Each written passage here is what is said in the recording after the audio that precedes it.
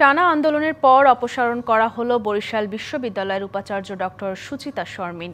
অন্তর্বর্তী দায়িত্ব পালন করবেন ডক্টর মোহাম্মদ তৌফিক আলম। তিনি রাজশাহী বিশ্ববিদ্যালয়ের ফলিত রসায়ন বিভাগের অধ্যাপক।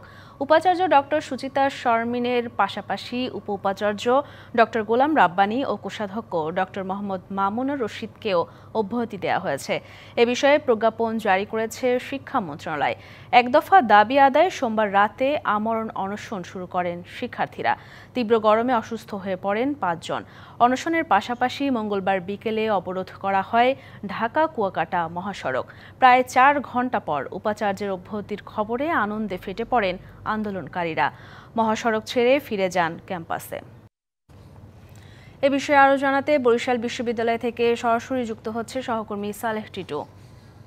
টিটু, দীর্ঘ আন্দোলনের পর দাবি তো পূরণ হলো, তবে শিক্ষার্থীরা কি বলছেন বিস্তারিত জানাবেন।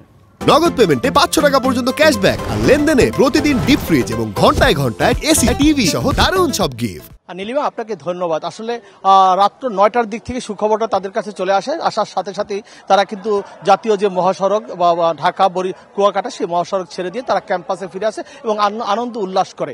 এই ব্যাপারে আমার সাথে কথা হয়েছে যার অধিকার ফিরিয়ে আনতে এই আন্দোলন শুরু হয়েছিল। এই বরিশাল বিশ্ববিদ্যালয় ইংরেজি বিভাগের বিভাগীয় প্রধান ডক্টর মহসিন উদ্দিন, তাকে সিন্ডিকেট সদস্য থেকে বিতাড়িত করা হয়েছিল, তাকে একাডেমিক সদস্য থেকেও বের করে দেওয়া হয়েছিল এবং এই সবচেয়ে বরিশাল বিশ্ববিদ্যালয়ের একমাত্র অধ্যাপক ছিলেন তিনি। এটা শিক্ষার্থীরা মেনে নিতে পারেননি এবং তার যে কাগজটা তৈরি করা হয়েছিল সেখানে তাকে ফেসিস্ট একটা সিল দিয়ে দেওয়া হয়েছিল, যেটা তাদের শিক্ষার্থীদের মনে খুবই আঘাত লেগেছে। এরপর তারা আন্দোলন শুরু করে। প্রথম আন্দোলনটা ছিল 4 দফার, পরবর্তীতে সেই 4 দফা আন্দোলন 4ই মে ডক্টর সুচিতা শর্মিন তিনি সংবাদ সম্মেলন করে 3টি দাবি তাদের মেনেছিলেন, কিন্তু ওই দাবি তাদের সাথে দীর্ঘদিন কথা না বলা এবং বৈঠকে না বসায় তারা কিন্তু সেই দাবির থেকে ফিরে গিয়ে তারা 1 দফা দাবি আন্দোলন শুরু করে। সেখানে সম্পৃক্ত হয় শিক্ষক, কর্মকর্তা, কর্মচারী। এরপর থেকে কিন্তু এই আন্দোলন চলমান ছিল। 29 দিন ধরে কিন্তু এই আন্দোলন চলছে। এটা কিন্তু একটি দুটি বৈঠকে কিন্তু শেষ করা যেত, কিন্তু করা সম্ভব হয়নি, কারণ কারো তেমন গুরুত্ব দেওয়া হয়নি এই আন্দোলনকে।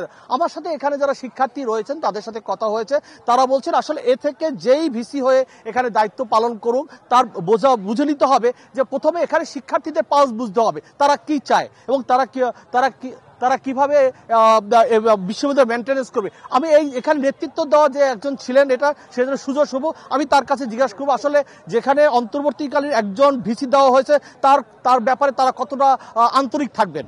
আচ্ছা, নতুন যে উপাচার্য আসছেন আমরা তো ওনাকে চিনি না, ওনার সঙ্গে আমার পরিচয় নেই, আমার ক্যাম্পাসের না। তো আমরা শুধু একটু প্রত্যাশা রাখতে পারি যে নতুন উপাচার্য আসলে ন্যূনতম অর্থে গণতান্ত্রিক মূল্যবোধ সম্পন্ন মানুষ হিসেবে বিশ্ববিদ্যালয়ের যে অংশীজনরা রয়েছেন, শিক্ষক, ছাত্র, এর সঙ্গে কর্মকর্তা, কর্মচারী, সবার মতামতের ভিত্তিতে আগামীর বরিশাল বিশ্ববিদ্যালয়ের একটা ন্যূনতম রূপরেখা তৈরি করে উনি বিশ্ববিদ্যালয়ের মঙ্গলার্থে বা কল্যাণার্থে কাজ করবেন।